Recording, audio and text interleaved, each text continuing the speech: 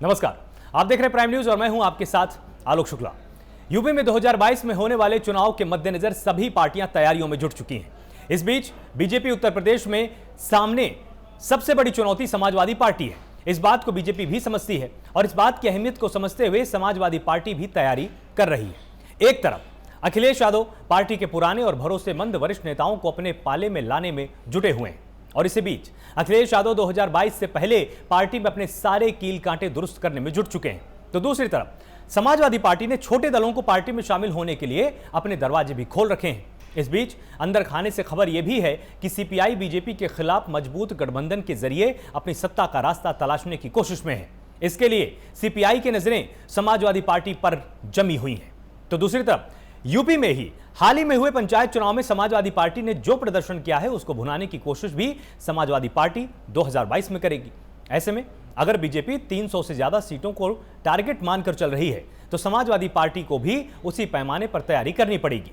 2022 को लेकर समाजवादी पार्टी का क्या प्लान है, गठबंधन से लेकर बीजेपी के मुकाबले तक सपा की हर रणनीति पर और सपा की रणनीति को लेकर बीजेपी के जवाबों पर अगले 1 घंटे की चर्चा आज हम करने वाले हैं। ये समझने की हम कोशिश करेंगे कि चुनावी लड़ाई में कौन कितना तैयार है, बीजेपी की तैयारी कहां तक पहुंची है और जिस तरह से अखिलेश यादव लगातार फ्रंट फुट पर हैं, लगातार वो ये चाह रहे हैं कि पार्टी को जितना मजबूत किया जा सकता है चुनाव से पहले उतना मजबूत कर लिया जाए। तमाम ऐसे कार्यकर्ताओं को, तमाम ऐसे नेताओं को, तमाम ऐसे पदाधिकारियों को जिम्मेदारी सौंप दी जाए जो कि जनता तक पहुंच रखते हों, जिनकी जनता तक पकड़ हो, जो जानते हो कि जनता तक कैसे पहुंचना है।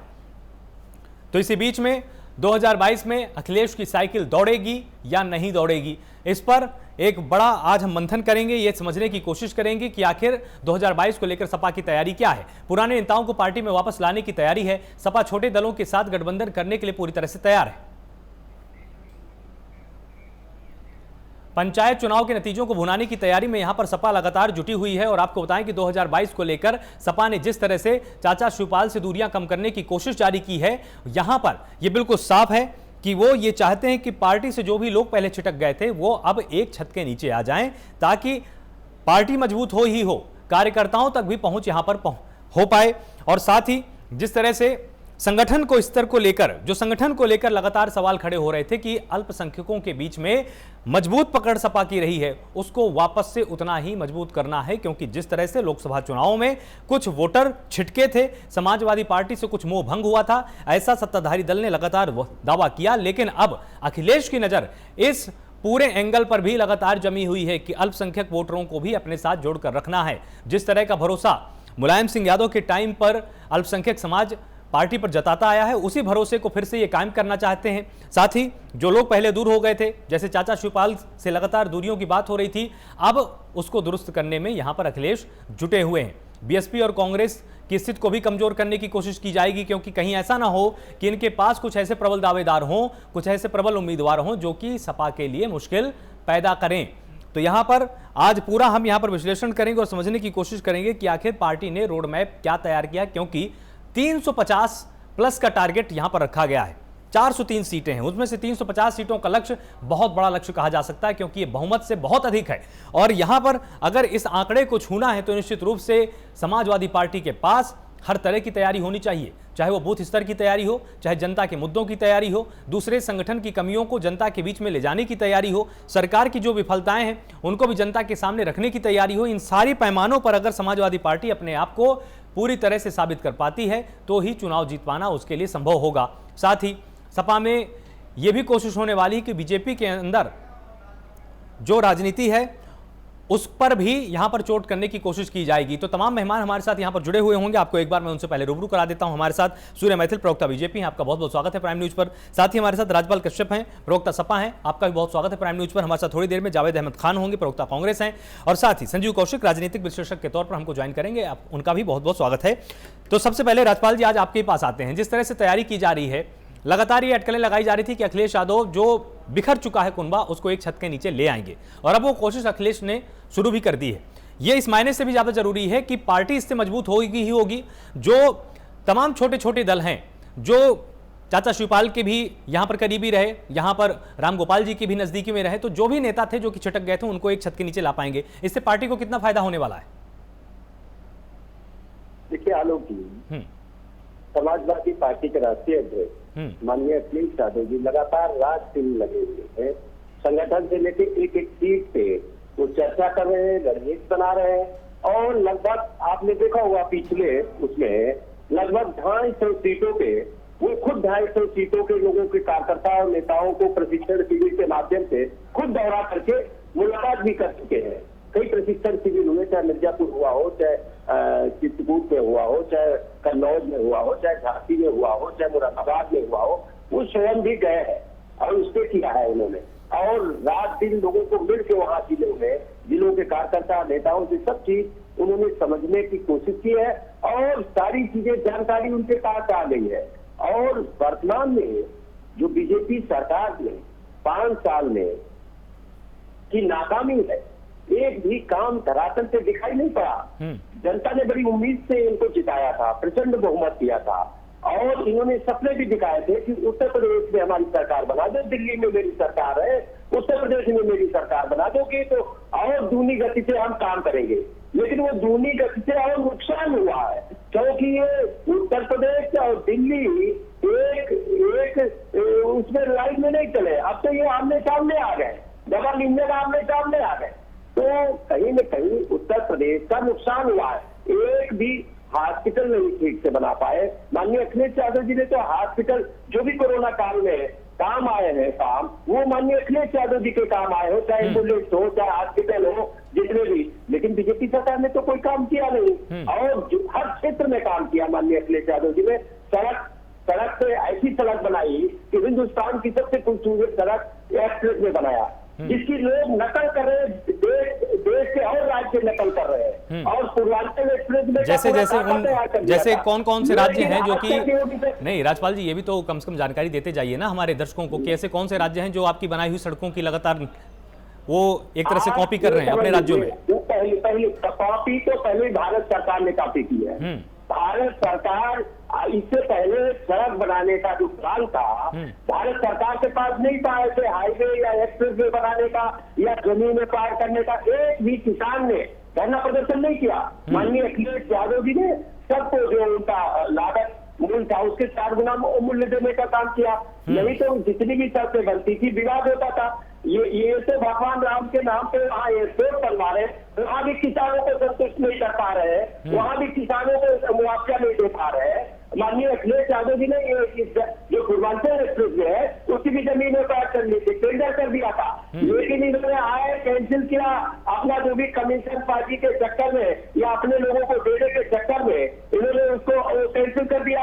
और उसमें जो सुविधाएं माननीय अखिलेश यादव जी ने लगाई थी, मंडियां बनेगी, शौचालय बनेगी, सारी चीजें करने और उसकी हाइट भी कम कर दी, उसकी बहुत सी चीजें कम कर दी, उसके बाद में भी आज तक बना नहीं पाए।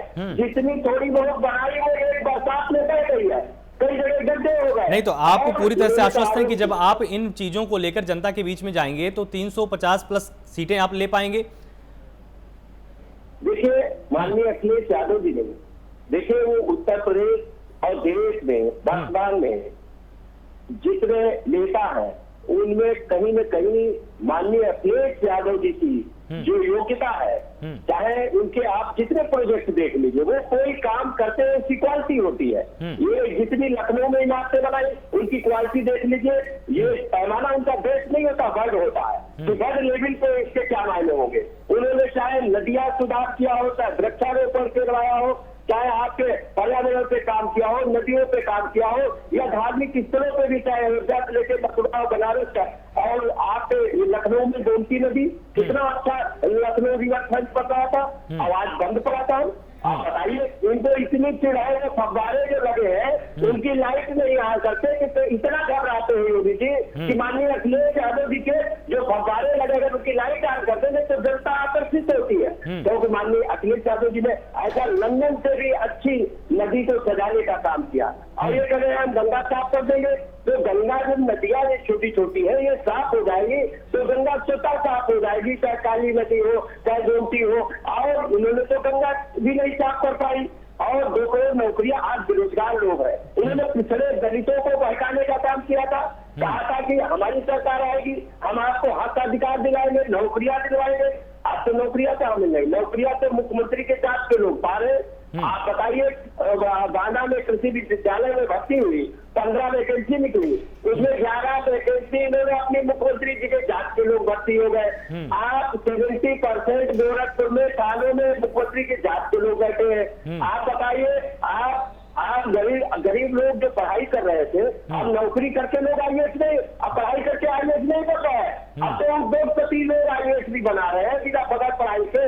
ज्वाइंट सेक्रेटरी की भर्ती की सेंट्रल में, और भाजपा के सरकार में ज्वाइंट सेक्रेटरी भर्ती चालू हुआ, 30 वैकेंसी निकाला है। कितने, कहाँ राजभर का बेटा है, कहाँ प्रजापति का बेटा है, कहाँ कश्यप का बेटा है, कहाँ चौहान का बेटा है, कहाँ विश्वकर्मा का बेटा है, कहाँ मल्ला का बेटा है। किस परीक्षा की आप ये बात कर रहे हैं? किस नहीं तो अगर इतनी बड़ी खामी देखने को मिली है, किस आयोग ने ऐसा कर दिया कि किसी भी जाति वर्ग को वहां पर बाहर कर दिया गया, और ये किस परीक्षा में हुआ है?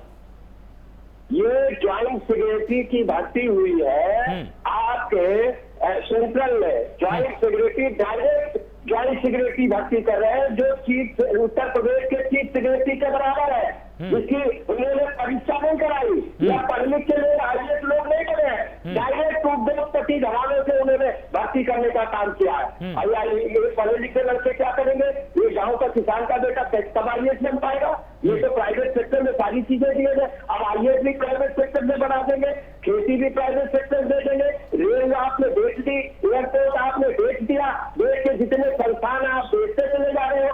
और ये उत्तर प्रदेश में माननीय अखिलेश यादव जी ने काम करके रोड मैप दिखाया। आज अगर अस्पताल में दवाई और एम्बुलेंस चल रही है, माननीय अखिलेश यादव जी की देन है। अगर पुलिस खेत की मेल पे पहुंच रही तो 100 नंबर दिया है माननीय अखिलेश। अगर सरकारी अस्पतालों में फ्री इलाज हो रहा, माननीय अखिलेश यादव जी ने रूल्स चेंज किए कि जितनी जांचें हैं और किडनी लीवर जितने गंभीर इलाज है कैंसर से लेकर सब मुफ्त। ठीक है, जवाब ले लेते हैं। ठीक है राजपाल जी ठीक है। जितने आपने आरोप लगाए, अब हम सभी का इनसे क्रमशः यहाँ पर जवाब लेते हैं। सूर्या जी जवाब दीजिए। इनका आरोप यही है, सूर्या जी, इनका ये कहना है कि आपकी सरकार ने तो पिछले कार्यकाल में कुछ काम किया ही नहीं। जब से आपकी सरकार आई है, आप बैठे हुए, और आप जो भी यहाँ पर विकास उत्तर प्रदेश में दिखाई दे रहा है वो समाजवादी पार्टी के समय में ही हुआ है, आपने कुछ नहीं किया है। धन्यवाद आलोक जी। अभी सुन रहा था मैं कश्यप जी को, बड़े भावावेश के अंदर लगातार झूठी सच्ची कच्ची पक्की सब चले जा रहे थे। मेरे तो देखकर हैरान हूं मैं कि आखिर समाजवादी पार्टी के लोग पढ़ के क्यों नहीं आते।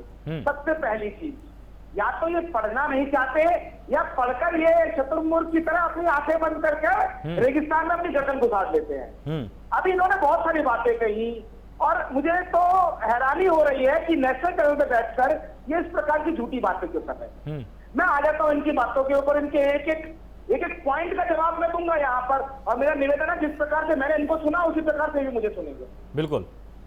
सबसे पहले तो इन्होंने कहा कि नाकाम कार्य प्रणाली, सही बात है, नाकाम कार्य प्रणाली है। 2017 से 2021 आज आधा हो गया, जिसमें 1.5 साल से हम कोविड झेल रहे हैं, लेकिन सरकार नाकाम है।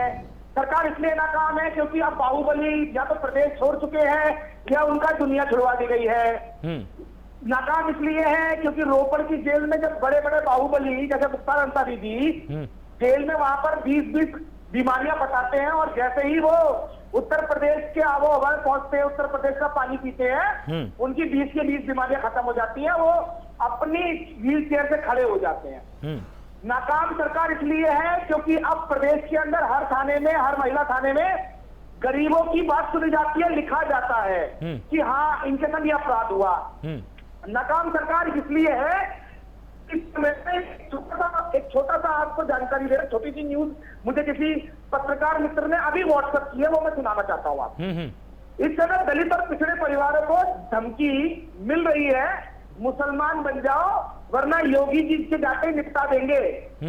ये जो धमकी मिल रही है, ये मिल रही है कानपुर के अंदर, और इसके ऊपर पुलिस ने एफआईआर भी रजिस्टर कर दिया है, जो कि गुंडे हैं उनके खिलाफ। और ये क्षेत्र है रेल पटरी इलाका कानपुर का, वहां पर मुस्लिम समुदाय के लोग धमकी दे रहे हैं बिहार समुदाय के लोगों को जो वहां पे रह रहे हैं कि या तो तुम मुसलमान बन जाओ वरना समाजवादी पार्टी की सरकार आते ही हम तुम्हें मुसलमान बना देंगे या फिर तुम्हें निपटा देंगे। तो नाकामी इसलिए है भाई क्योंकि धर्मांतरण नहीं कर पा रहे। गंभीर आरोप है ये सूर्या जी, नाकामी इसलिए है। सूर्या जी गंभीर आरोप है, ऑन रिकॉर्ड है मेरे पास में, ऑन रिकॉर्ड है। मैं गंभीर आरोप लगा रहा हूँ इनके ऊपर, गंभीर आरोप लगा रहा हूँ कि इस प्रकार से ये लोग गुंडागर्दी गुंडागर्दी फैलाने की कोशिश करते हैं। लेकिन प्रदेश की जो योगी सरकार है उसने कानून व्यवस्था की चौकन्नी क्या रखी है कि इन गुंडों को घर से निकलने नहीं दिया जा रहा है। नाकाम सरकार इसलिए है क्योंकि आज प्रदेश के अंदर हर गांव में, हर शहर में सड़कें बन रही है। नाकाम सरकार इसलिए है क्योंकि स्वरोजगार के 2 करोड़ से ज्यादा हम लोगों ने रोजगार दे दिए हैं। नाकाम सरकार हमारी इसलिए है क्योंकि 4 लाख से ज्यादा नौकरियां, सरकारी नौकरियां भारतीय जनता पार्टी की प्रदेश सरकार ने दी है पिछले 4.5 साल में। राजपाल जी आऊंगा आपके पास, आऊंगा। नौकरी में एक भी नौकरी के अंदर कोर्ट में कंप्लेंट नहीं गई है। और जो ये अभी बोल रहे थे ना ज्वाइंट सेक्रेटरी की बात की, ज्वाइंट सेक्रेटरी लेवल के अपॉइंटमेंट हो रहे हैं, सीधी भर्तियां हो रही है, तो शायद मेरे इस मित्र को इतनी जानकारी नहीं है, मुझे नहीं पता इनके पास डिग्री असली है या नकली है। ज्वाइंट सेक्रेटरी लेवल के लिए कई भर्तियां निकाली नहीं जाती है, वो लिमिटेड पद होते हैं और उनकी डायरेक्टली जो अपॉइंटमेंट होते हैं वो वरीयता के हिसाब से होता है। और यदि आपको लगता है कि वहां पर कोई घोटाला हुआ है तो कोर्ट खुला हुआ है, क्यों नहीं जाते हैं आप लखनऊ हाई कोर्ट, क्यों नहीं वहां पे योगी सरकार को रोकते हैं? इन्होंने वो बात उठाई कि लंगर बना दिया था इन्होंने अपने शासनकाल में नदियों को। तो मैं बता देना चाहता हूं कि 2015 में क्या हाल था, ये आप भी जानते हो, मैं भी जानता हूं, बीबीसी पे और नेशनल ज्योग्राफिक चैनल के ऊपर किस प्रकार से अखिलेश यादव जी की धज्जियां उड़ाई गई थी कि किस प्रकार से हर वेस्टेज, जो हर इंडस्ट्री का वेस्टेज है वो नदियों में आ रहा था और उससे नदियों का पानी कितना विषैला हो गया था, जीव जंतु मर रहे थे, तटों के ऊपर मछलियां मरी मरी तैरती थी। अब मैं आपको बताना चाहता हूं जो इतनी सारी बातें कर रहे हैं उसका उत्तर देना चाहता हूं इनको और आगे कि भैया आप अपने यहाँ की टूट को बचाओ। आप लोगों का ये संस्कार है कि चाचा को भतीजा पीटता है, आप लोगों का ये संस्कार है कि बाप की गर्दन पकड़कर बेटा माइक छीन लेता है, ये आप लोगों का संस्कार है कि परिवार के अंदर सत्ता के लिए झगड़ा होता है, यह आप लोगों का संस्कार है कि बाप को 20-20 दिन तक बेटा नजरबंद कर देता है। ये भारतीय जनता पार्टी है, भारतीय जनता पार्टी की सरकार के अंदर जमीन से जुड़े हुए सभी कार्यकर्ता, प्रधानमंत्री बनता है। ठीक है, राजपाल जी से उत्तर ले लेते हैं। ठीक है, सूर्य जी एक सेकेंड, मेरा निवेदन है आलोक जी, मैं इनके बीच में नहीं बोला, इनसे बोले अपने राजपाल जी आ रहा हूं मैं आपके पास आऊंगा। एक सेकंड, समाजवादी पार्टी की हालात आप इसी चीज से देख सकते हैं कि ये लोग झूठी वीडियो बनाकर सांप्रदायिक सौहार्द बिगाड़ने की कोशिश करते हैं। इनके नेता उमेश पहलवान जब पुलिस की पकड़ में आते हैं तो उससे पहले बोलते हैं नहीं जी मैं तो कोई पुलिस में कोई झूठी अपना वीडियो नहीं फैलाई, लेकिन जब वीडियो फैलती है और जब पकड़ में आते हैं तो हाथ छोड़ते हैं। इन लोगों के पास में केवल हिंदू मुस्लिम करने के अलावा कोई काम नहीं है। और देख लीजिए, आपको मैंने एक जो रेल पटरी मोहल्ला जो बोला है मैंने आपको कानपुर का, वहां पर आज आप अपना रिपोर्टर दे दिए, वहां पर आप इन्वेस्टिगेशन कराइए, वहां पर पुलिस की कंप्लेंट हुई है उन 10 मुसलमान के खिलाफ जो कि वहां पे हिंदुओं को धमका रहे हैं, कह रहे हैं कि समाजवादी पार्टी की सरकार आएगी तो हम हिंदुओं मतलब आपका मतलब संकेत यहाँ पर यह है सूर्या जी कि जिस तरह से मुख्यमंत्री योगी आदित्यनाथ के आने के बाद यहाँ पर सुशासन आया है, जबकि इनका आरोप यह है समाजवादी पार्टी वालों का कि जब से योगी आदित्यनाथ की सरकार आई तब से जंगल राज आया है। बार बार बोल रहे हैं कि सड़कें बनानी नहीं आती, अखिलेश यादव ने सड़कें बनवाई। अरे भैया आपको जानकारी नहीं, जब अखिलेश यादव ना निक्कर में घूमते थे तब अटल बिहारी वाजपेयी जी की सरकार थी 2004 के अंदर, और तब क्या था स्थिति 2002 से 2004 में पूरे देश के अंदर स्वर्ण चतुर्भुज योजना थी, प्रधानमंत्री ग्राम आवास योजना थी, पूरे देश को 4 भागों से स्वर्ण चतुर्भुज से जोड़ा था। सड़कें भारतीय जनता पार्टी की सरकार बनवा रही है पूरे प्रदेश के अंदर, और पूरे देश में बात करते हो नकली बातें करके यहाँ बैठकर झूठी बातें फैलाते हो, शर्म आनी चाहिए आप लोगों को। ठीक है, राजपाल जी जवाब दीजिए। इनका ये कहना है, इनका एक तरफ से संकेत बिल्कुल साफ है कि अगर समाजवादी पार्टी की सरकार आती है तो जिस तरह से जंगल राज पहले हुआ करता था उसी तरह से जंगल राज होगा और गुंडागर्दी ज्यादा बढ़ जाएगी। इसका जवाब आप जनता के बीच में जाकर कैसे देंगे, क्योंकि ये आरोप बीजेपी आपके ऊपर जरूर लगाएगी? देखिए, बीजेपी पे आरोप लगाने से नहीं, बीजेपी तो सदैव झूठ बोलने का गैंग है, अफवाह फैलाने का गैंग है, दंगा कराने का गैंग है, जितने दंगाई है सब इन्हीं के है। अगर और दूसरी बात, ये लोग तो ऐसे हैं चंदन लगा के लोगों को लूटते हैं। आप बताइए, चंदा इकट्ठा हुआ, गांव गरीब के लोगों ने चंदा इकट्ठा किए करके पैसा दिया, भगवान राम की आस्था रखते लोगों पर, उनके चंदे का भी बंदरमाश करने वाले लोग हैं बीजेपी के लोग। और बीजेपी के लोगों को शर्म करनी चाहिए। अभी तक एक हॉस्पिटल नहीं लगा पाए, कोरोना काल में ऑक्सीजन नहीं दे पाए, तड़प के लोग मरे हैं, कितने कितने नौजवान मर गए, कितने कितने पूरे परिवार चल गए, मर गए। ये इन्होंने क्या मदद की? और उत्तर प्रदेश में जब श्रमिक मरे थे तब भी किसी ने मदद की थी, तो माननीय अखिलेश यादव जी ने की थी।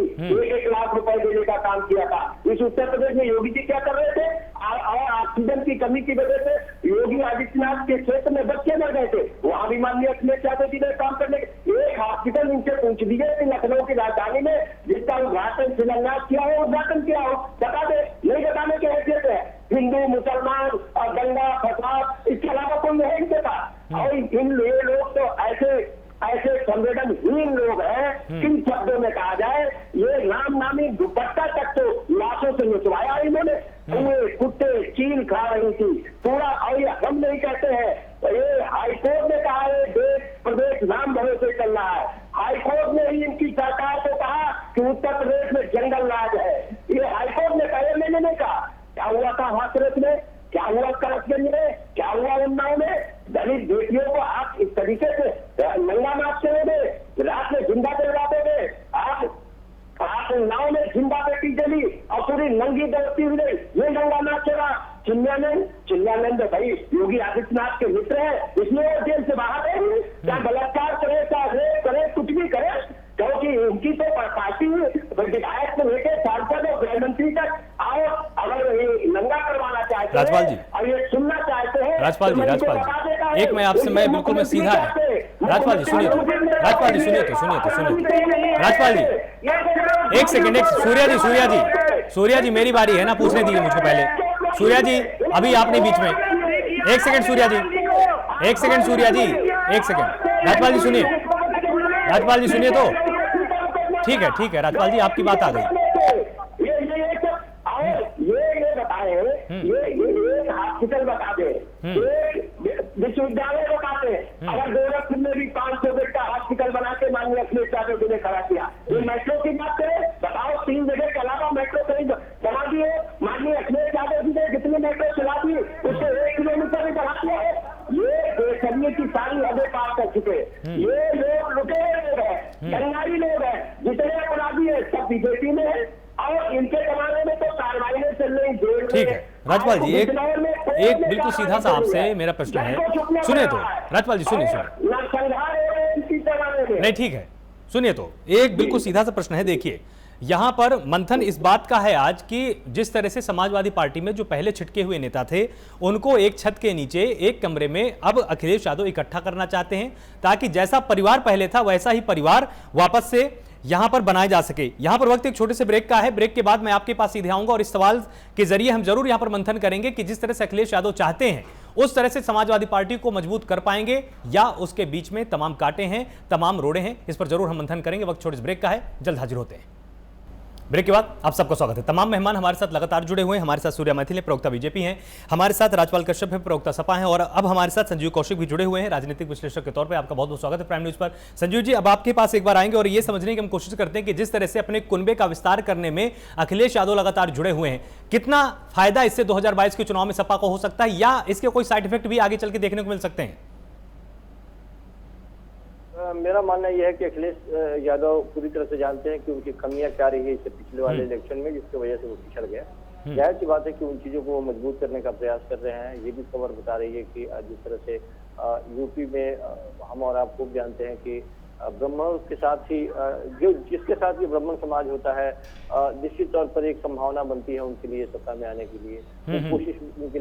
उनकी कोशिश लगातार जारी है कि किस तरह से ब्राह्मण समाज को अपनी तरफ जोड़ा जाए, या फिर अन्य उस तरह के लोग जो लोग इनसे नाराज भी थे, या फिर आपसी पारिवारिक खिंचाव में जो लोग बाहर चले गए थे या फिर गुटबंदी के शिकार हो गए थे, वो सारी कवायदें आज के वक्त में अखिलेश यादव कोशिश कर रहे हैं कि वो करें और अपने आप को बेहतर मजबूत तरीके से अपने आप को प्रस्तुत कर पाए। इसके बीच में ये भी दिखाई दे रहा है कि किस तरह से वो अलग अलग छोटे दलों को भी मिलाकर के मजबूत की एक अच्छा अनुभव नहीं रहा है उनके लिए, चाहे वो कांग्रेस का हो या बहन जी के साथ मिलकर के सत्ता में अब उत्तर प्रदेश की लड़ाई को लड़ने के लिए बेहतर उनका अनुभव नहीं रहा है। तो वो कोशिश कर रहे हैं कि छोटे छोटे पार्टियों के लोगों को भी, जिनकी भागीदारी कुछ है, वैसे लोगों को भी अपने साथ जोड़ करके आगे बढ़े।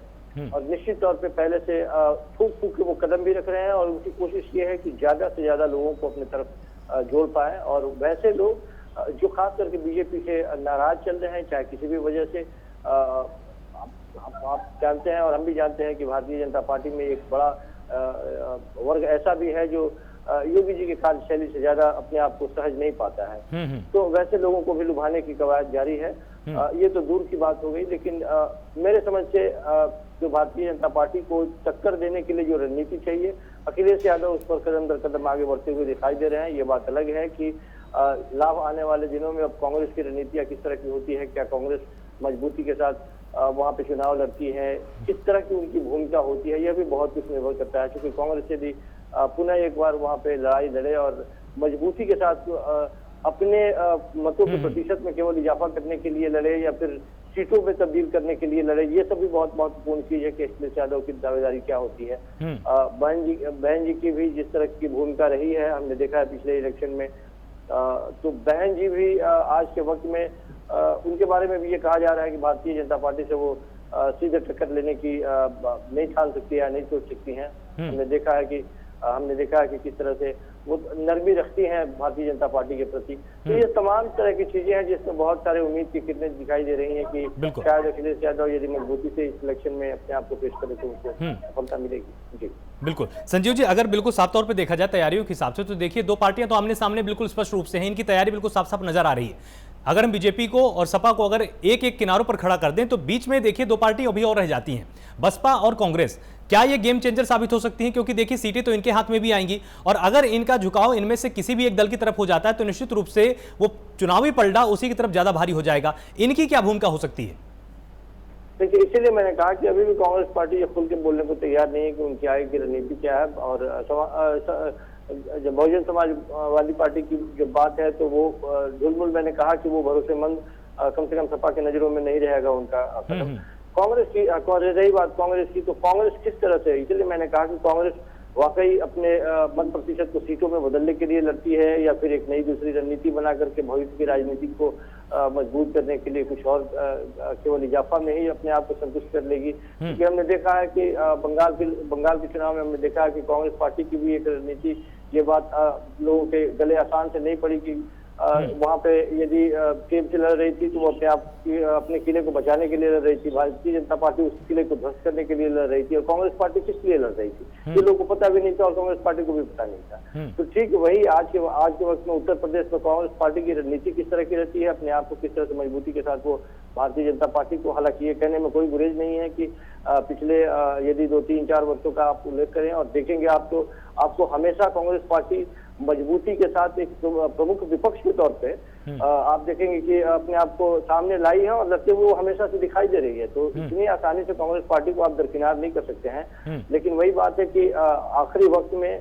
राजनीति में बहुत सारे उलटफेर होते हैं और संभावनाएं तब तक बनी रहती है जब तक कि सीटों का बंटवारा और घोषणा न कर दी जाए। तो मुझे लगता है कि ठीक है, शुरुआती दौर में अपने लोगों को मजबूत करने का प्रयास दोनों पार्टियां कर रही है, लेकिन यदि ये आमने सामने की फाइट जो है, यदि कांग्रेस पार्टी इसमें मजबूती से अपने आप को पेश करे तो या तो दूसरे पक्ष के लिए मजबूती मिलेगी, नहीं तो ये त्रिकोणीय फिर मुकाबला बनता हुआ दिखाई देगा। बिल्कुल बिल्कुल। तो राजपाल जी, जिस तरह से मैं आपसे प्रश्न एक में पूछने वाला था, सीधा सा प्रश्न यही है कि जिस तरह से समाजवादी पार्टी में अगर हम पिछले कार्यकाल की बात करें तो तमाम ऐसे नेता थे जिनके चलते पार्टी की छवि खराब हो रही थी। अखिलेश यादव ने जब पूरी कमान अपने हाथ में ली तो धीरे धीरे इन्हीं नेताओं को दरकिनार करना उन्होंने शुरू किया। अब वापस से अपने कुनबे का विस्तार करने के लिए अगर वो इन्हीं नेताओं को पार्टी में लेकर आते हैं तो क्या छवि वापस से वैसी अखिलेश की रह पाएगी जैसी अभी है? क्योंकि अब युवा पसंद करते हैं अखिलेश को, ये पूरे प्रदेश में कोई इस चीज को नकार नहीं सकता है। हर कोई अगर हम खासकर युवा वर्ग की बात करें तो अखिलेश उनकी पसंद है। तो निश्चित रूप से इस पर भी क्या पार्टी विचार कर रही है क्या कि अगर वही पुराने नेता जिनकी वजह से पार्टी की छवि कुछ खराब हो रही थी उनको वापस से पार्टी में जोड़ना ये कितना फायदेमंद होगा आपके लिए? देखिए, समाजवादी पार्टी के राष्ट्रीय अध्यक्ष ईमानदार और साफ सुथरी छवि है। नौजवानों से उनकी, नौजवान हो बुजुर्ग हो, सबका सम्मान करते हैं और खास तौर से उनकी हर विधानसभा हर गांव स्तर तक के कार्यकर्ताओं को जानते हैं। आज आप मुख्यमंत्री कार्यालय चले जाइए, एक भी आदमी वहाँ समस्या नहीं सुनी जाती, एक भी आदमी दिखाई नहीं पड़ेगा। और माननीय अखिलेश यादव जी का जस्ट पीछे दफ्तर है, कितने लोग यहाँ आते हैं। आज मुख्यमंत्री कार्यालय पे कोई आदमी नहीं है, किसी की समस्या सुनी नहीं जाती। जब बहन बेटियां तक आती थी अपनी गुहार लगाने, उनकी हत्या तक कर दी गई, मुख्यमंत्री ने उस पर कोई कार्रवाई नहीं की। लोगों को जिंदा आत्महत्या करनी पड़ी कितनी बहन बेटियों को। तो उनसे तो कोई उम्मीद ही नहीं है जनता को कि वो कोई काम करेंगे। जो आदमी ऑक्सीजन नहीं दे सकता, हॉस्पिटल नहीं बना सकता, केवल हिंदू मुसलमान ये वो दुनिया भर की बातें, दंगे फसाद, इसके अलावा इनके पास कोई रोड मैप नहीं है। आप बताओ ना कौन सा काम कर दिया इन्होंने। आज कोरोना काल में लोग मर गए, उनके पूरे पूरे परिवार तबाह हो गए, और ये तो आंकड़े झूठे दे रहे हैं। सुप्रीम कोर्ट, हाई कोर्ट में आंकड़े झूठे दे सकते हैं तो और कितने उम्मीद की जाए। इन्होंने जनता के लिए जो नंबर जारी किए थे वो सारे फर्जी नंबर थे, एक भी नंबर मिलता नहीं था। तो हाई कोर्ट में मिल रहा, वो भी नहीं मिले हॉस्पिटलों के नंबर, तो उन्होंने फटकार लगाई। तो ये तो नंबर आंकड़े, शिक्षक मरे, 3 शिक्षकों की दे दिया, हजारों शिक्षक मर गए, और कितने लोग कोरोना में मरे हैं उनके सरकार आंकड़े छुपा रही है। जो सरकार लोगों की मौत हो जाए उनके तक आंकड़े छुपा रही है, तो इससे क्या उम्मीद की जाए। ये तो संवेदनहीनता की सारी पराकाष्ठा इस बीजेपी सरकार ने की है। और योगी सरकार ने तो उत्तर प्रदेश को तहस नहस कर दिया। उत्तर प्रदेश में तो कोई चीज बची नहीं, लोग नीचे आ गए। कोरोना तो एक बहाना है इनका, अभी कोरोना आ गया, उससे पहले ही कितनी बेरोजगारी आ गई थी।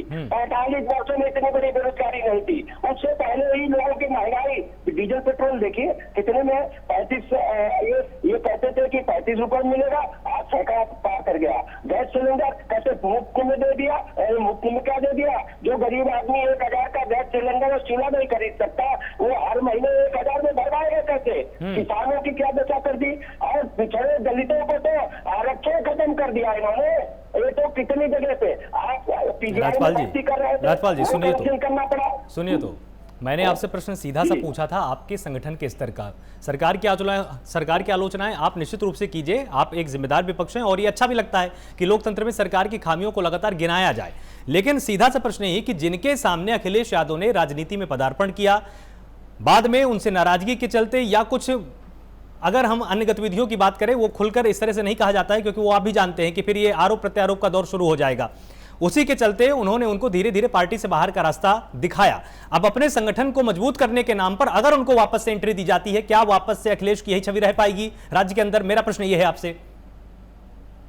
देखिए माननीय राष्ट्रीय अध्यक्ष जी सोच समझ के कोई न कोई फैसला ले रहे हैं, और जो भी फैसला उन्होंने छोटे छोटे दलों को कहा है कि जो लोग छोटे छोटे दल हैं बड़े दल से नहीं समझौता करेंगे। और राजनीति में तो समीकरण बदलते रहते हैं। राजनीति में तो ये तो पता नहीं 45 पार्टियों को जोड़े हैं बीजेपी के लोग। बीजेपी के लोग तो 45 पार्टियों में जितने अपराधी थे उनको अपराधी बताते थे, और वो सब सपा में बीजेपी में चले गए, वो सब साफ हो गए। जितने गुंडे बदमाश थे सब अपराधी बीजेपी में है। अब आप बताओ ना, बीजेपी में तो सब अपराधी है, लेकिन माननीय अखिलेश यादव जी ने अपनी सरकार कुर्बान कर दी, लेकिन उन्होंने गुंडे बदमाशों को टिकट नहीं दिया। आप देखो ना, चाहे जितने नाम डीपी यादव को पहली बार रोक दिया था, 2017 में जितने अपराधी थे किसी को टिकट नहीं दिया उन्होंने। बीजेपी ने तो सभी अपराधियों को टिकट दिया, अब तो मुकदमे वापस ले रहे हैं। ये अपराधी जितने हैं उनके मुकदमे वापस लिए जा रहे हैं, और मुख्यमंत्री ने स्वयं अपने मुकदमे वापस ले लिए। जितने अपराधी थे रिकॉर्ड उप मुख्यमंत्री ने अपने वापस ले लिए, जितने मंत्री है सब वापस ले रहे हैं। तो ये सरकार अपराधियों की सरकार है, भ्रष्टाचारियों की सरकार। राजपाल जी जानते हैं, आपसे ये प्रश्न मैंने इसलिए पूछा क्योंकि जब अखिलेश यादव ने पूरी कमान अपने हाथ में ली, एक विश्वास बना था पूरे प्रदेश के अंदर कि अखिलेश यादव ने गुंडा राज को खत्म किया है, पार्टी में जो गलत गतिविधियों में संलिप्त नेता रहते थे उनको बाहर का रास्ता अखिलेश ने दिखाया है। अगर वो वापस से एंट्री पा जाएंगे तो एक प्रश्न चिन्ह खड़ा होगा आपकी पार्टी के अंदर ही, जनता के मन में। इसको लेकर सचेत हैं आप? मेरा प्रश्न यही है आपसे। देखिए अब एक नेता है, वो है माननीय अखिलेश यादव जी, समाजवादी पार्टी के राष्ट्रीय अध्यक्ष, और वो कुछ इनको सोच समझ किसी अपराधी को नहीं ले रहे हैं, किसी गुंडे को नहीं ले रहे हैं। और समाजवादी पार्टी ने तो माननीय अखिलेश यादव जी ने तो ऐलान किया था, और बीजेपी अपने तो कहे किसी अपराधी को हम नहीं देंगे, टिकट नहीं देंगे। समाजवादी पार्टी तो माननीय राष्ट्रीय अध्यक्ष जी ने खुद कहा था। लेकिन ये बताइए, या पार्टी से बाहर निकालेंगे क्या? जितने अपराधी के लोग हैं, मुकदमे जिन पे है, निकाले ही, उनका इस्तीफा मांगे, उनको निकाले पार्टी से बाहर। ये कुछ नहीं करने वाले। और समाजवादी पार्टी एक ईमानदारों की पार्टी है, और संघर्ष करने वाली पार्टी है। और इनकी जो भ्रष्टाचार है, इनके कुकृत्य है, उनको उजागर कोई मजबूती से कर रहा है, उनके कुकृत्यों के खिलाफ कोई लड़ रहा है, वो समाजवादी पार्टी है। आप बताइए किस तरीके को गुंडाराज है। पंचायत चुनाव में हार गए, प्रधानी बीडीसी जिला पंचायत हार गए, अब गुंडे पुलिसिया गुंडे के दम पे जीतना चाहते हैं। ये कप्तानों को धमका रहे हैं, लोगों के मकान गिरवा रहे हैं, लोगों को कोई मुकदमे लिखवा रहे हैं। ये गुंडे चल रही है सरकारी। और कई कप्तानों ने तो कप्तानी छोड़ दी, उन्होंने सरकार पे पाले, कई लोगों ने छुट्टी ले ली। उत्तर प्रदेश जंगल राज हो गया योगी जी के राज में, गुंडे चरम सीमा पे है। मतलब आपका बिल्कुल सीधा सा, ठीक है समझ गया मैं आपकी मैं भावना को यहां पर समझ गया। सूर्या जी, इनका संकेत बिल्कुल साफ है कि जिन चुनौतियों से समाजवादी पार्टी पहले जूझ रही थी, अखिलेश जी ने अपने हाथ में कमान ली और सारी की सारी बुराइयों को समाप्त कर दिया, गुंडा राज पे काबू किया और पूरे प्रदेश में सुशासन की बयार इन्होंने बहाई। लेकिन अब जब से बीजेपी आई है, तब से जिन चुनौतियों से समाजवादी पार्टी जूझ रही थी, उन्हीं चुनौतियों से अब पूरी की पूरी सरकार जूझ रही है और पूरा प्रदेश जूझ रहा है। आप इस पर काबू कैसे पाएंगे, या आप मानते हैं कि नहीं आपने पूरे प्रदेश को रामराज्य दिया है और इनके आरोप झूठे हैं?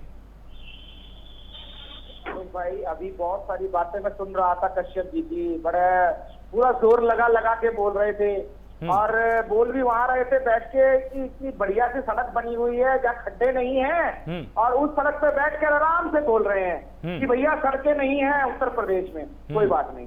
इनको दिखता ही नहीं ना, विकास नहीं दिखेगा, क्योंकि इनको विकास उसमें नहीं दिखेगा, क्योंकि ये लोग केवल और केवल गुंडे हैं, गुंडों की पार्टी। अभी ये आंकड़ों की बात कर रहे थे, अब मैं 1 बाय 1 पहले जरा आंकड़े गिनवा देता हूँ इनको, ताकि इनको भी पता चलता है कि उत्तर प्रदेश में विकास क्या हुआ है। क्योंकि वैसे तो भैंस के आगे बीन बजाने से कोई फायदा नहीं है, विकास जनता को पता चलता है, विपक्षियों को और धागलेबाजों को और गुंडों को पता नहीं चलता है। गुंडों को तो ये पता चलता है कि जब गुंडों के मकान गिरते हैं तभी दर्द होता है गुंडों को, और वो देख लीजिए गुंडा पार्टी के लोग जो हैं उनको सबसे ज्यादा दर्द किस बात का हो रहा है कि गुंडों के मकान में कुर्की हो रही है। उनको दर्द किस बात का हो रहा है, जो दंगा फैलाते हैं उनसे भारतीय जनता पार्टी की योगी सरकार पैसा क्यों कलेक्ट कर लेती है सरकारी संपत्तियां जलाने पर। उनको दर्द किस बात का होता है कि दंगा नहीं होने देती भारतीय जनता पार्टी की सरकार। इनके राज्य में कितने दंगे हुए ये आप भी जानते हैं, मैं अगर गिनवाने पे आऊंगा तो समय कम पड़ जाएगा, लेकिन भारतीय जनता पार्टी की सरकार में एक भी दंगा नहीं हुआ। दंगाइयों से जिन्होंने सरकारी संपत्तियां तोड़ी है उनको पकड़कर हम लोगों ने उनसे पैसे भी लिए। अब आंकड़ों पे आ जाता हूँ, ज्यादा बड़े आंकड़े नहीं गिनवाऊंगा मैं, जब 4-5 आंकड़े गिनवाऊंगा।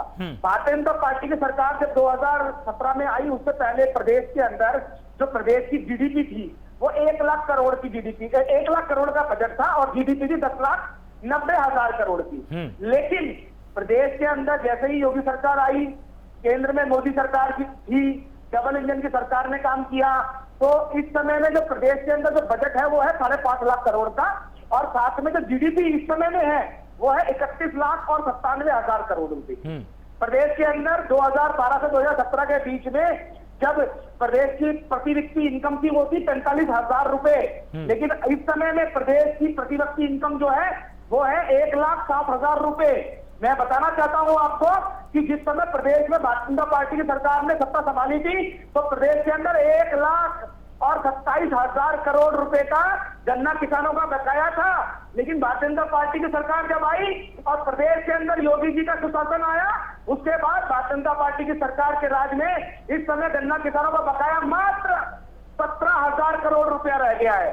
जिस समय प्रदेश के अंदर योगी जी की सरकार आई थी उस समय प्रदेश के अंदर 12 राजकीय मेडिकल कॉलेज थे। 70 साल में 60 दशक में केवल 12 मेडिकल कॉलेज थे। ये जो बार बार हॉस्पिटल की बात करते हैं, मैं आपको बता देता हूं, जैसे ही योगी जी की सरकार आई उसके बाद इस समय में 8 मेडिकल कॉलेज चालू हो चुके हैं, भारतीय जनता पार्टी की सरकार द्वारा बनाए गए, और उसके अलावा 7 जो है वो निर्माणाधीन है। 8 मेडिकल कॉलेज के अंदर एमबीबीएस की पढ़ाई हो रही है और वहां कोरोना काल में पूरा इलाज किया गया है। उसके अलावा मैं आ जाता हूं, जो ये बात कर रहे थे कि राजनीतिक समीकरण की, तो भारतीय जनता पार्टी कभी गुंडों को अपना नेतृत्व नहीं देती है, लेकिन ये आज फिर सत्ता प्राप्ति के लिए गुंडों को इकट्ठा कर रहे हैं। सारे के सारे गुंडे एक पार्टी में आके दोबारा से वही गुंडाराज बनाने की कोशिश कर रहे हैं। और इन्होंने जो बात की बेरोजगारी की, तो मैं बेरोजगारी के ऊपर एक छोटा सा आंकड़ा देना चाहता हूं। जो ये कह रहे हैं ना कि 45 साल में या आजादी से अब तक सबसे जो ज्यादा बड़ी जो इस समय स्थिति है बेरोजगारी की प्रदेश के अंदर, तो शायद मेरे मित्र को यही नहीं पता कि बेरोजगारी कितनी है और इस समय स्थिति क्या है। मैं आपको बता देता हूं, एक सर्वे एजेंसी है देश की, centre for monitoring India economy, CMII, उन्होंने अभी रोजगार के आंकड़े इशू किए थे। उत्तर प्रदेश के अंदर कोविड से पहले 31 मार्च तक के आंकड़े जो उन्होंने जारी किए थे, उन्होंने कहा था आजादी से अब तक सबसे कम यदि बेरोजगारी के आंकड़े हैं तो वो इस समय में है, बेरोजगारी दर इस समय सबसे कम है 4.9%। लेकिन 2 महीने की जो कोविड काल रहा उसमें ये बेरोजगारी दर बढ़ के 2% बढ़ी और 6.9% पहुंच गई। लेकिन इसके उलट जिस समय समाजवादी पार्टी की सरकार थी उस समय प्रदेश में सबसे ज्यादा बेरोजगारी दर थी और वो बेरोजगारी दर थी 19.7%, 19.7%। अभी मैं आंकड़े जो बोल रहा हूं आप गूगल कर लीजिए, CMII की रिपोर्ट आपको सामने दिख जाएगी। उसके अलावा जो ये बात कर रहे हैं बहुत सारी कि सरकारी नौकरियां नहीं दी और एक जात के लोगों को दे रहे हैं, तो मैं इनको बता देता हूं कि भारतीय जनता पार्टी की सरकार ने किसी यादव को या किसी मुसलमान को लगातार यूपी PCS का वो नहीं बनाया गया है, आपका सिलेक्ट नहीं किया गया है। इनके राज्य में क्या स्थिति थी कि जब भी रिपोर्ट निकलती थी तभी सिर्फ यादव दिखते थे या मुसलमान दिखते थे। अब समाज के हर वर्ग को वहां पे चयन करके भेजा जा रहा है।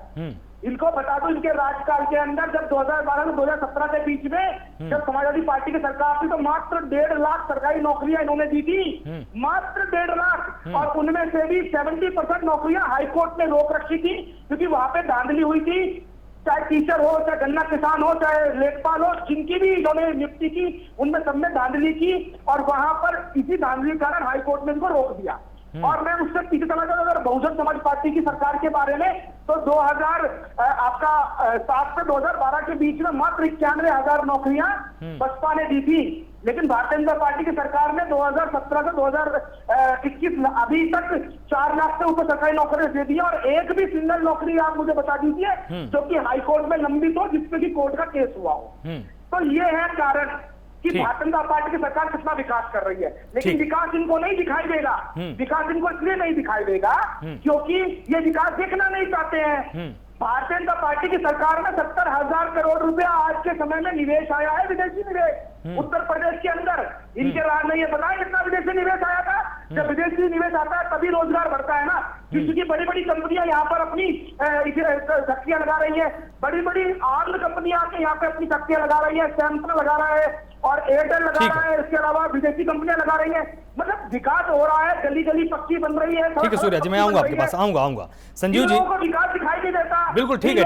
आपने अपनी उपलब्धियां गिना दी, आपने उनके आरोपों का जवाब दे दिया। मैं आपके पास आता हूं थोड़ी देर में। और एक बात और, जो राम मंदिर के ऊपर आरोप लगाए थे इनके विधायक, तो इनको कह दूं मैं आपके माध्यम से कि तैयार हो जाइए कानूनी कार्रवाई के लिए, क्योंकि आपने जो झूठी कानूनी आरोप लगाए हैं उनका जवाब आपको कोर्ट में देना पड़ेगा। ठीक है, ले लीजिएगा कोर्ट में, आप इनसे छोड़ेंगे हम नंगा करके। ठीक है, आप इनसे जरूर जवाब लीजिएगा कोर्ट में। और जिस तरह से आपने अपने जवाब दिए वो आपने अपने जवाब दे दिए, और साथ ही जो आंकड़े आपने पेश किए वो आपने अपने आंकड़ों को सामने रख दिया। जनता समझ जाएगी कि आखिर सच कौन बोल रहा है, झूठ कौन बोल रहा है। अखिलेश यादव की बातें अपनी तरफ हैं, आपकी बातें अपनी तरफ है। इसका फैसला जनता के ऊपर आप छोड़ दीजिए। संजीव जी, एक बात आपसे हम यहां पर जरूर समझना चाहेंगे कि देखिए जिस तरह से कुनबे विस्तार की बात हो रही है उसमें जो प्रश्न मैंने राज्यपाल जी से साफ तौर पर पूछा वो हालांकि उसको डाइवर्ट करके उन्होंने आंसर दिया, वो सीधे उस मुद्दे पर नहीं आए। जिस तरह से अखिलेश यादव ने कमान अपने हाथ में ली, उन्होंने पार्टी में उन बाहुबली नेताओं को बाहर का रास्ता दिखा दिया जिसके चलते पार्टी की छवि खराब हो रही थी। अगर वापस से कुनबा विस्तार करने के चक्कर में उन्हीं लोगों को एंट्री मिल जाएगी तो क्या अखिलेश यादव की छवि या समाजवादी पार्टी की छवि वैसी ही रह पाएगी जैसी अब बन गई है? क्योंकि अब युवा इनको पसंद करते हैं, जनता का भरोसा इन पर कायम है कि अगर अखिलेश यादव हैं तो ये साफ छवि के नेता हैं। इनको बर्दाश्त नहीं होता है कि अगर कोई बाहुबली टाइप का नेता हो या कुछ अगर गड़बड़ी फैलाने वाला नेता हो तो उसको अखिलेश बर्दाश्त नहीं करती। इस तरह की छवि अब इनकी डेवलप हुई है, क्या इस छवि पर डेंट नहीं पहुंचेगा? राजनीति में यदि हम ये बात कहें कि सिद्धांतों की राजनीति हो रही है तो बिल्कुल गलत है। यहाँ सिद्धांतों नहीं, संख्याओं की राजनीति हो रही है। आपकी संख्याएं यदि मजबूत होती है और संख्याओं के आधार पर यदि आप सरकार बनाने के लायक हैं और वो संख्या कहीं से भी आप ला रहे हो, स्वागत है आपका। हमने देखा है कि परस्पर दो विपरीत विचारधारा वाले लोग, दो ध्रुव वाले लोगों ने भी मिलकर संख्याओं के आधार पर राजनीति की है और सरकारें भी बनाई है। तो ये बात बिल्कुल अब दिमाग से निकाल दीजिए कि किनकी अपराधी छवि है, किस पार्टी में नहीं है ऐसे लोग। सारे पार्टियों में कमर हुए से लगे हैं लोग। केवल पार्टी को ये लगना चाहिए कि ये इनकी सीटें सुरक्षित है और ये जीत के आएंगे, निश्चित तौर पर उनका स्वागत होता है। दूसरी बात कि जिस तरह से अभी मेरे मित्र भारतीय जनता पार्टी के बता रहे थे, वो थोड़ा सा एक तरफा बता रहे थे। उन्होंने ये नहीं बताया कि एनसीआरबी की रिपोर्ट बता रहे हैं कि आखिरी रिपोर्ट की सबसे ज्यादा उत्तर प्रदेश में ही महिलाओं का उत्पीड़न होता है, दलितों का सबसे ज्यादा उत्पीड़न उत्तर प्रदेश में ही होता है। देश के प्रधानमंत्री को माँ गंगा ने बुलाया था और उसी गंगा में लोगों ने लाश चित्राते हुए देखा और तैरते हुए लोगों ने देखा। ये बड़े शर्म की बात है। उत्तर प्रदेश में ही यह भी हुआ था कि पुलिस प्रशासन के विरोध में मुखबिरी की। सूर्य जी आऊंगा सूर्य जी बोले दीजिए ना पहले उनको, सूर्य जी पहले बोले दीजिए उनको। सूर्य जी एक सेकंड सूर्य जी बीच में नहीं, उनकी भी कमियां हैं। सूर्य जी उनकी बात तो आने दीजिए। एक मिनट, एनसीआरबी के जो आंकड़ों की बात कर रहे हैं, मैं आपको बता देता हूँ, एनसीआरबी के आंकड़े इसलिए दिख रहे हैं क्योंकि केसेस रजिस्टर्ड हो रहे हैं। समाजवादी पार्टी और बसपा के राज में कभी केसेस रजिस्टर्ड नहीं होते थे। और मेरे को इनकी समझ में बहुत ही तरस आ रहा है तो ये बोल रहे हैं कि नदियों में लाशें, अभी हाईकोर्ट ने खुद बोला था कि नदियों में जो लाशें आती है वो अंतिम संस्कार का एक ठीक है। तो पहले आप उनकी बात आ जाने दीजिए, पहले आप उनकी बात आ जाने दीजिए सूर्या जी, उसके बाद फिर आप अपनी बात रख दीजिएगा। सूर्या जी उनकी बात आने दीजिए, पहले क्योंकि अंतिम संस्कार का विषय है, उनकी बात आने दीजिए पहले पूरी। सूर्या जी अभी उनकी बात अधूरी है। शोभा तो देता नहीं है सूर्या जी एक सेकंड सुनिए, अभी उनकी बात पूरी नहीं हुई है, पहले उनकी बात पूरी आप एक बार होने तो दीजिए। बोलिए आप संजीव। कोर्ट ने और सुप्रीम कोर्ट ने तो बहुत सारे सरकारों के बारे में बहुत कुछ बोला था, उसका जिक्र यहाँ क्या किया जाए। दूसरी बात ये कह रहा हूँ, आज सुप्रीम कोर्ट में आ गया ना, केजरीवाल ने झूठ बोला था, केजरीवाल ने 4 गुना ज्यादा ऑक्सीजन मांगी थी, यही मीडिया की। चलिए ठीक है, आप इन तमाम आंकड़ों को जनता के सामने लेकर जरूर जाइएगा सूर्या जी, और इसके लिए 2022 बहुत तेजी के साथ आपके पास आ रहा है। तमाम महीने बीच में हैं, लेकिन ये महीने कैलेंडर में धीरे धीरे बीतने वाले हैं और साथ ही प्राइम न्यूज भी सभी को लगातार अपडेट देने वाला है कि उत्तर प्रदेश के चुनाव में किस तरह के सियासी रंग देखने को मिलेंगे। आप सभी मेहमानों का बहुत बहुत शुक्रिया हमारे साथ जुड़ने के लिए। आप सभी ने आज यहां पर बहुत ही तार्किक विश्लेषण किया, जिस तरह से समाजवादी पार्टी ने अपना पक्ष रखा कि हम अपने कुनबे का विस्तार जरूर कर रहे हैं, लेकिन हम इस सावधानी के साथ कर रहे हैं कि बिल्कुल भी किसी भी तरह के दागी नेता को हम अपनी पार्टी में एंट्री नहीं देंगे। जो छवि समाजवादी पार्टी ने अखिलेश के शासनकाल में बनाई है वही छवि बरकरार रहेगी। बीजेपी का भी दावा है कि किसी भी तरह की दागी बागी की ना तो एंट्री होगी और ना ही किसी भी ऐसे नेता पर हम दांव लगाने वाले हैं जिसके चलते जनता को सोचने के लिए मजबूर होना पड़े कि बीजेपी को वोट दें या नहीं दें। आप सब भी लगातार प्राइम न्यूज के साथ इस तरह से जुड़े रहिए। पल पल के अपडेट आपको हम यहां पर उत्तर प्रदेश के चुनाव से जुड़े हुए देते रहेंगे। नमस्कार।